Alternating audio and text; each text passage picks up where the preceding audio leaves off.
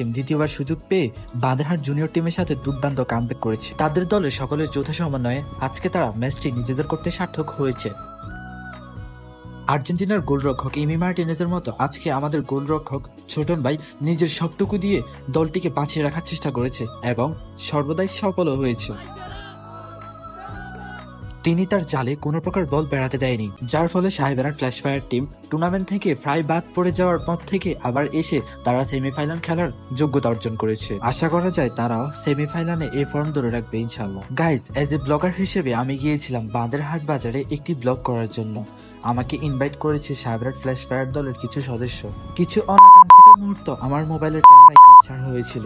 বাঁধেরহাট junior টিমের সদস্যরা match শেষে আমার হাত থেকে আমার মোবাইল নিয়ে ভিডিওগুলো দেখার অনেক চেষ্টা করেছিল। একজন মানুষের পারমিশন ছাড়া তার হাত থেকে তার মোবাইল নেওয়া থেকে শুরু করে এবং যত যাই হয়েছিল ওই জায়গায় একটি সুনামধন্য প্রতিষ্ঠান এবং সুনামধন্য বাজারের মানুষের কাছ থেকে এমন কিছু কখনোই আশা করি নাই।